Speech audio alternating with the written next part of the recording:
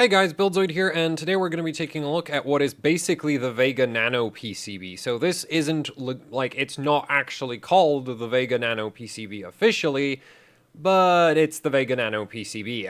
Though this version right here is actually slightly modified. This PCB right here is specifically off of the Powercolor Red Dragon card.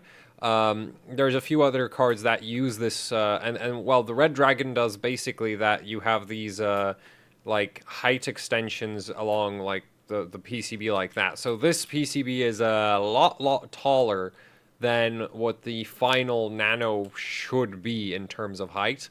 As the final version, like the real thing would probably be about that tall instead of this tall. So yeah, Powercolor has modified it a bit, but there's other cards that use this same basic PCB layout without the height extension that's unique to Powercolor. So the other cards are the Pulse from Sapphire, and you also have the XFX air cards, which actually I'm not sure what they're called. So yeah, but all of those cards use this PCB. So yeah, let's just dive into it because there's not really much else to it. So the other thing, other than being incredibly small, this PCB does have a BIOS switch that's up here. Powercolor also adds a switch for the LEDs in the heatsink.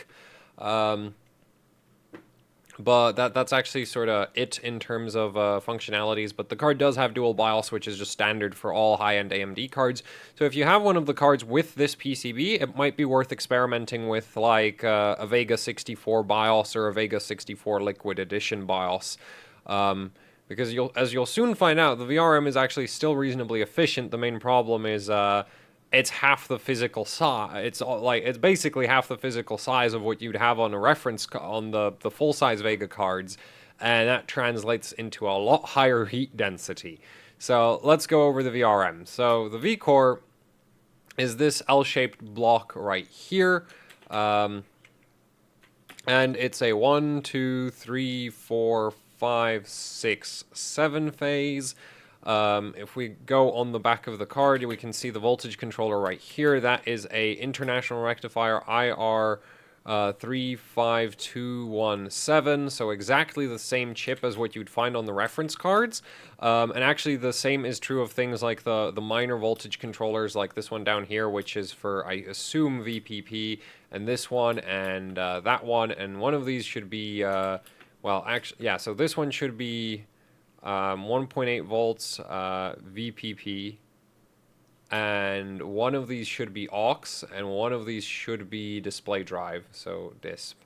Either way, these two should be sitting at 0.85 volts, but basically all of these voltage controllers on the card are exactly the same as a reference card, so in theory, it should be possible to, they're exactly the same as the full-size cards, because technically speaking, this is basically a reference card. This is basically an AMD reference PCB, except for the extra height that Powercolor tacked on. I mean, the funny thing is, they've even kept, like, the stock... I'm pretty sure that's the stock hole spacing off of the reference PCB, because this doesn't really, like... What is that? Like, why is there two screw holes within, like, millimeters of each other? Either way... you should, like, this PCB should be fully compatible with full-sized Vega BIOSes, and, if it isn't, there is a BIOS switch, so it's not like you can screw up that badly. Now, I saw somebody else on the internet try to do a phase count on this card, and they really screwed it up. And I think part of the reason why that happened was because if you actually look at this VRM, you'll only see 4 drive chips. You'll see this one, that one, that one, and that one. The thing about these is that these are IR 3598s, and the way these work, these are pretty cool chips. So these are dual drive, slash doubled drivers. And the thing, and basically what this means is that you have 2 drive outputs on one of these, so it'll actually control 2 phases, which unfortunately, well, yeah, it'll basically control 2 phases, and you can have 1 or 2 PWM signals going into it. Now here we have 2 of them, because the 35271 here is running in 7+1 phase mode, which is actually the same configuration you would find on, say, the Sapphire Nitro PCB. So here the 35217 is running 7+1. That +1 is for the HBM, which if we jump back to the front of the card, that's your HBM phase right there. So HBM, and that big block is V-core. There. And if we go on the back, the what's going on here is that you have one signal, one signal which is V-core, and then another signal which is HBM. Because ultimately, if these aren't running in doubling mode, they really couldn't care less what the actual PWM signal is doing. They just act like two driver chips glued into one package.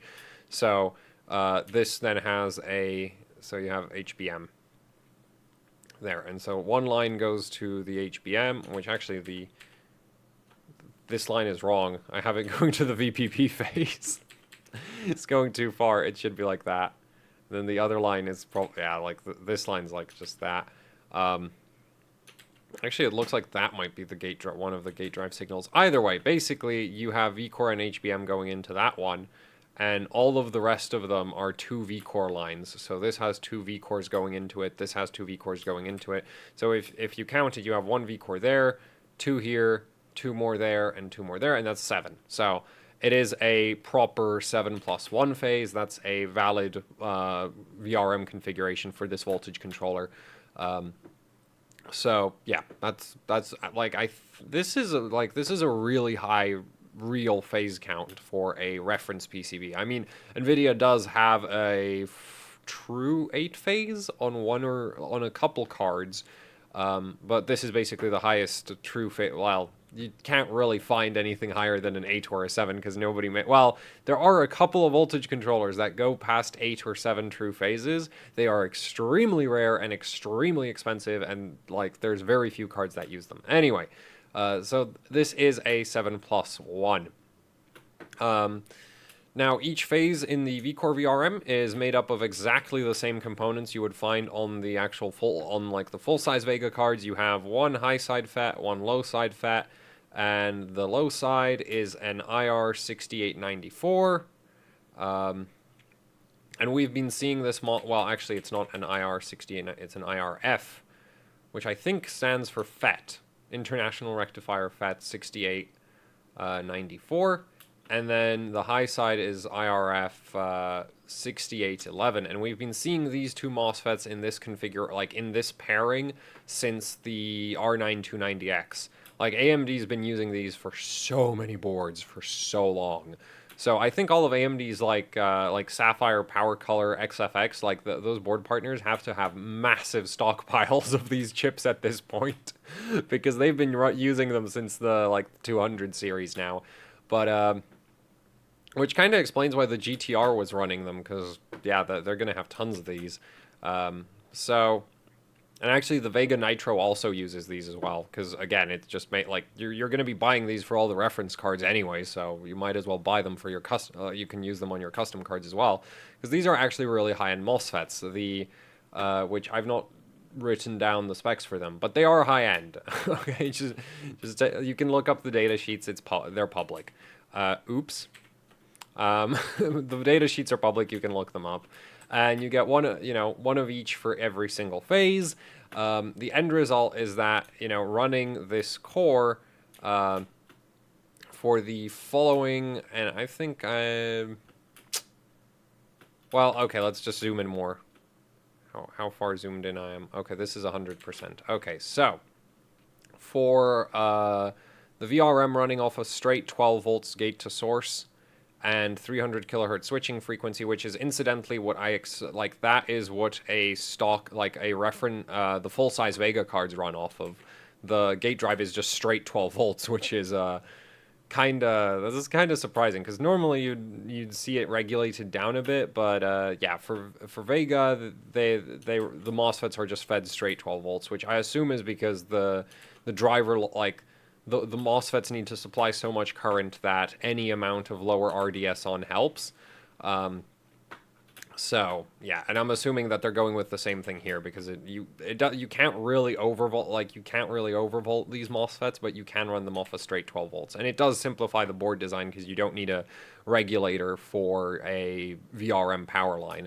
So yeah, anyway, for these for this voltage configuration, I've actually gone ahead and done both the 7-phase and the 12-phase calculations. So the 12-phase is what you would find on the full-size board, just to give you a comparison in terms of the power efficiency, because this VRM is still really, really power efficient. The main problem is it's half the physical size of the 12-phase, or, well, close to half the physical size of the 12-phase, so it's much, much more thermally dense, and it won't tolerate, well, basically because each of the MOSFETs is producing more heat, your temperature tolerances are lower, and like, it's still efficient, you just can't run it as hot, and it'll tend to run hotter on its own because it's denser.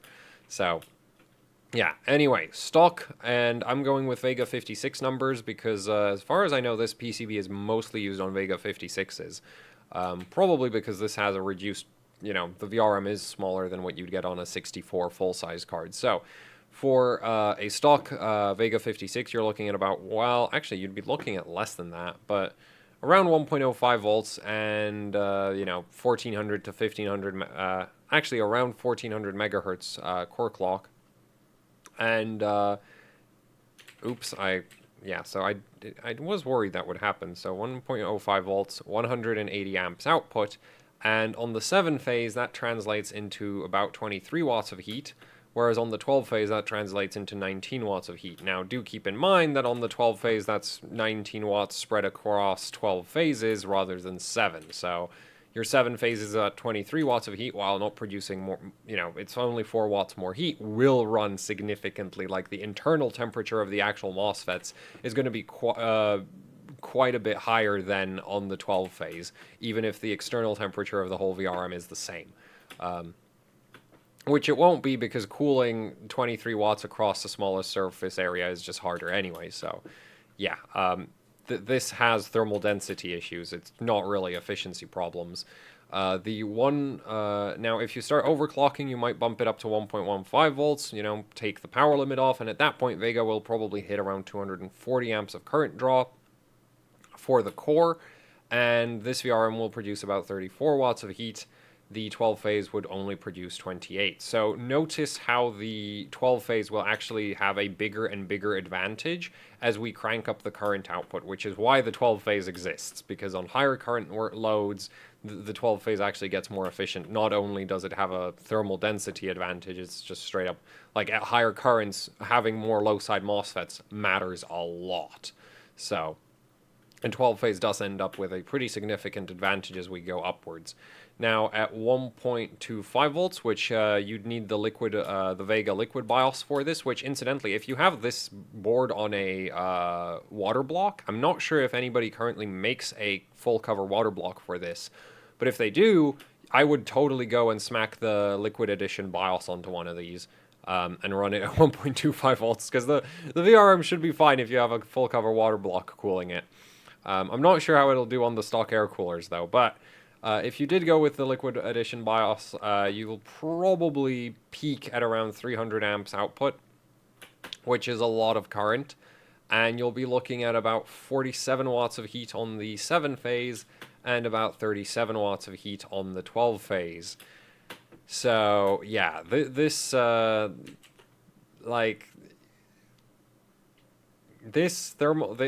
thermally on the 12-phase is about the same as that, so this actually becomes kind of problematic if you decide to keep pushing the car, like, well, for theoretical purposes and just to demonstrate a point, if we go up to 1.4 volts, which there's no reason to do that even on liquid nitrogen, at least not currently, because it doesn't seem to work properly.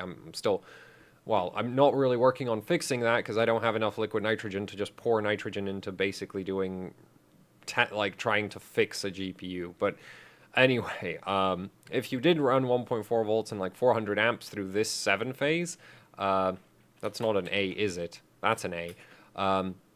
You'd be looking at about 73 watts of heat, whereas on the 12-phase, you'd be looking at about 57 watts of heat. If you went up to 500 amps output, which incidentally at this point the VRM has to stay under 120 degrees. You have to stay under 120 degrees Celsius. Actually, it might be like 117 degrees Celsius. I wanted to write the number down and then I forgot, and it's not in my notes. So yeah, I'm great, but it should be around there. So yeah, if you were pushing 500 amps through this VRM and it went above 117 degrees Celsius, the high side MOSFET will thermal run away. So basically, this thing will just blow up. This will go kapoosh all over your PCB. So that is not a good thing. Now, if you're at the lower currents, the temperature at which that'll happen is much, much higher. For 400 amps, I think it was like 127. And then for 300, it's going to be like 137, and then for 240, it's going to be like well, actually, no, it's going to start rolling off, because you can't run MOSFETs past 150 degrees no matter how little current you run through them. But, yeah, basically, at the lower currents, the VRM, the MOSFETs will have a higher temperature tolerance. Now, these capacitors around them won't. These are Chemet tantalums. These are rated for 105 degrees Celsius max. So they will not work very long if this VRM gets seriously hot. But, you know, if you can cool it, this thing will run just fine. And for that 500 amps output, it would produce about 106 watts, whereas the 12-phase would produce about 78. It's also worth noting that I'm pretty sure these inductors can't go past 70, will saturate at around 70 amps output. So if you go past 420 amps, there's a pretty good chance that the inductors will actually fail on you. Like, well, they won't so much blow up as they'll basically not do, like, they'll lose their inductance, and your VRM will basically not work the way it's supposed to, and you'll probably trip some kind of safety. If it doesn't trip some kind of safety, it'll cause you to get some awful voltage regulation, quite possibly killing the GPU core. So this VRM is really only advisable up to around that, you know, well, in any realistic scenario, which is, you know, this block right here is fine. For the unrealistic scenarios, the 7-phase is less than ideal. And even if you're in the realistic range, I'd keep I'm not sure if Hardware Info 64 has good temperature support for this VRM, but you should definitely keep an eye on it if you start pushing the voltage up, which you can. You just need to keep the temperature under control, which, considering how close these tantalum capacitors are, you're going to want to have the VRM temperature below 105 degrees, because these will not last a long time if you exceed their temperature rating. Also, they tend to explode quite violently if you overheat them. Similar goes for, well, the ceramic capacitors are probably X7R, and that is rated up to 125 degrees centigrade. So, I mean Celsius, and those should be fine. But the tantalums are like right next to your, well, they're actually on these are going to be hooked into the 12-volt plane and the ground plane, and the 12-volt plane goes to the high side MOSFET, and the ground plane goes to the low side. So if these guys are heating, like, these will dump their heat directly into the same block of copper that's connected to these capacitors around them. So if these are at like 110, then this is probably at 105 plus. So yeah, the main, like, definitely don't, like, for longevity, don't exceed 105 degrees on this VRM, because it's not going to be the MOSFETs that blow up, it's going to be the capacitors. So yeah, which, like, capacitor failure isn't the worst thing ever, but your card won't work because they'll probably fail short-circuited, and then it'll shut down your system, and you'll need to, and actually they might burn a hole straight through the PCB, and then that is actually really hard to repair. So, you know, for the health of the card, don't go above 105. Now then, the Hbm Vrm down here is that's a dual NFET from On Semiconductor, and it's a what is it? Wait. Which idiot wrote my notes?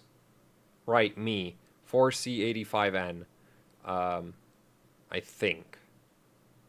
That should be the part number. Yeah, that says 4C. So it is an 85. Yeah, so it's a 4C85N. This thing, it hits peak efficiency around 10 amps output, which HBM at 1.2 volts should be around 10 amps. HBM on 1.35 volts, if you flash a Vega 64 BIOS, then you'll get to your 1.35 volts HBM. It should be closer to around 12 amps, even with when overclocked. And it'll produce about 1.4 watts of heat, assuming those same operating specific, like those operating settings for the actual single phase VRM you have down here. So yeah, the Hbm Vrm is just perfectly fine. That's you don't need to worry about this. This is the exact same single phase Hbm Vrm you would find on the full size Vega cards. So it's not really surprising that that's fine. It's the V core that's kind of somewhat concerning with its much higher thermal density. Now this phase down here is what I suspect to be the VPP, 1.8 volts, and that's going to be controlled by an NCP 5230. I do know what that MOSFET is. I don't know how much current it needs to handle. It doesn't really matter.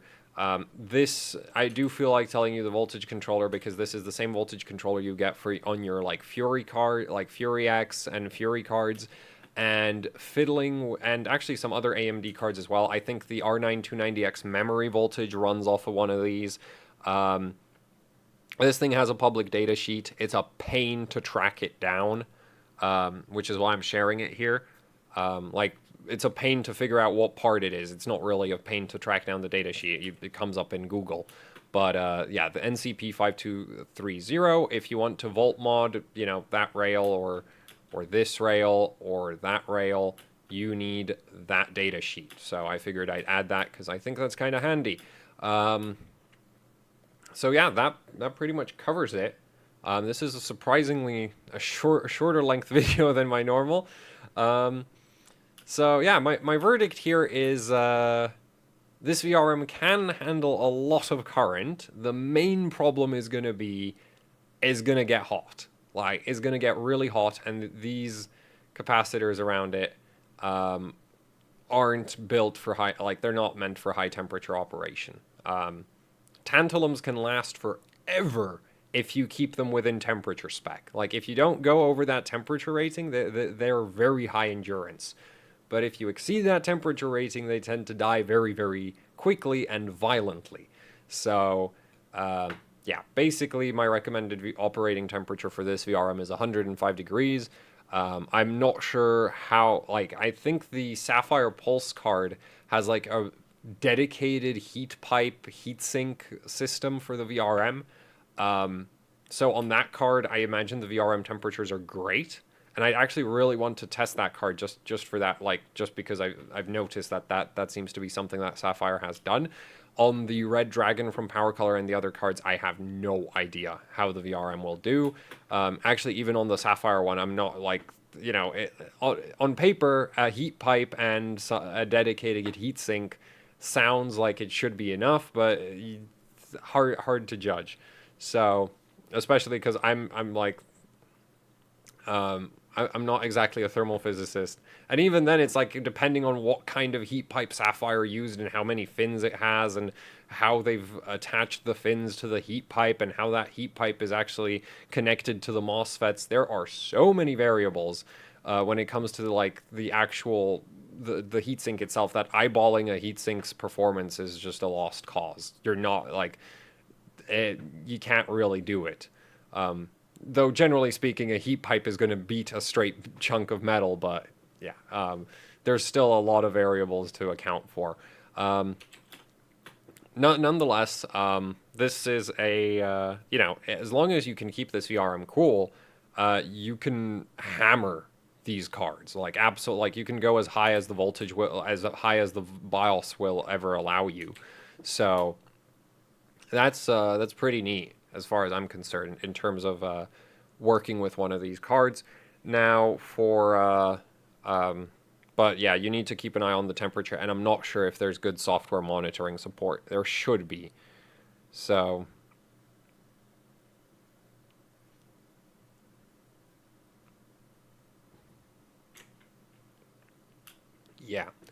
That